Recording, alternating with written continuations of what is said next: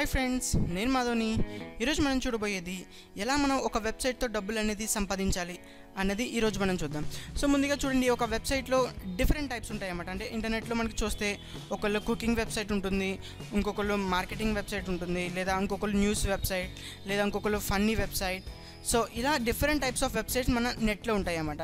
ఒకవేళ మీకు కుకింగ్ బాగా నచ్చింది అనుకోండి, అంటే మీకు బాగా చేయడం వచ్చనుకోండి, సో మీరు ఒక వెబ్సైట్ స్టార్ట్ చేసి ఎలా కుక్ చేయాలి డిఫరెంట్ ఐటమ్స్ని లేదా కొత్త ఐటమ్స్ని ఎలాగా అవన్నీ అలా వెబ్సైట్ క్రియేట్ చేసి చూపించవచ్చు అన్నమాట. లేదంటే మీకు ఒక కంప్యూటర్లో బాగా ఎక్స్పర్ట్ అనుకోండి, so different types of computer ప్రాబ్లమ్స్ని ఎలా రిజాల్వ్ చేయాలి, సో ఇలా మనం ఒక వెబ్సైట్ని క్రియేట్ చేయొచ్చు అన్నమాట.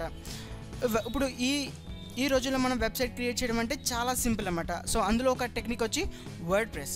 సో ఈ వర్డ్ ప్రెస్లో ఏంటంటే మనం వెబ్సైట్ కోడ్ రాయనింగ్ అవసరం లేదు. అంటే మనకి HTML, PHP ఇలాంటివి ఏమీ అవసరం లేదనమాట. సింపుల్గా మనం వర్డ్ ప్రెస్ క్రియేట్ చేసుకుని డైరెక్ట్గా మనం అందులో ఆర్టికల్స్ అనేవి పబ్లిష్ చేయొచ్చు అన్నమాట. సో వన్స్ మనం వెబ్సైట్ క్రియేట్ చేసాము, డబ్బులు ఎలా సంపాదించాలి అంటే చూడండి, వన్స్ మనం వెబ్సైట్ క్రియేట్ చేసిన తర్వాత దానికి అడ్వర్టైజ్మెంట్స్ అనేవి ఉంటాయి అన్నమాట. సో అడ్వర్టైజ్మెంట్స్ చూస్తే మనం యాడ్సెన్స్ కానివ్వండి, చిట్కా కానివ్వండి, బై అండ్ సెల్ యాడ్స్ కానివ్వండి, లేదా ఇన్ఫోలింక్స్ యాడ్స్ కానివ్వండి. సో ఇవన్నీ ఏంటంటే అడ్వర్టైజ్మెంట్ వెబ్సైట్స్ అన్నమాట. సో ఈ అడ్వర్టైజ్మెంట్స్ అన్నీ మన వెబ్సైట్లో పెట్టుకోవచ్చు.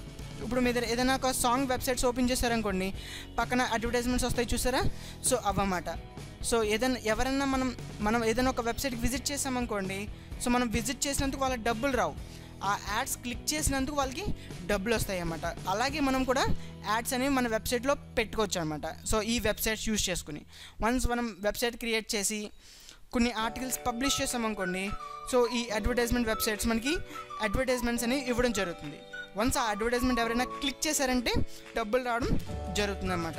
అలాగే ఇందులో ఇంకొకటి ఏంటంటే ఎఫిలియేట్ మార్కెటింగ్.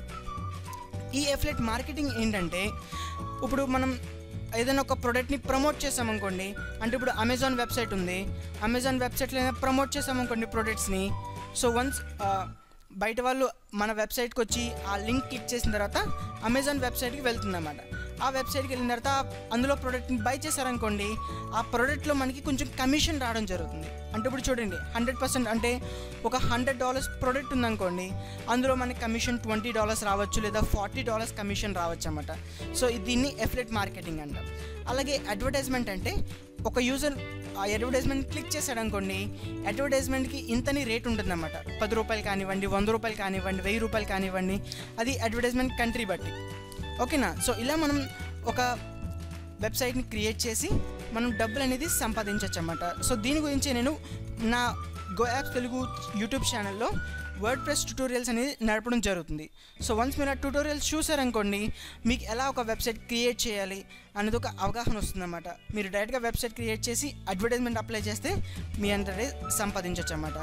ఈ వీడియో మీకు నచ్చినట్టయితే లైక్ చేయండి, అలాగే సబ్స్క్రైబ్ అవ్వండి. కొత్త వీడియోస్ మీ మెయిల్కి రావడం జరుగుతుంది. Thanks for watching. See you on the next video. Bye.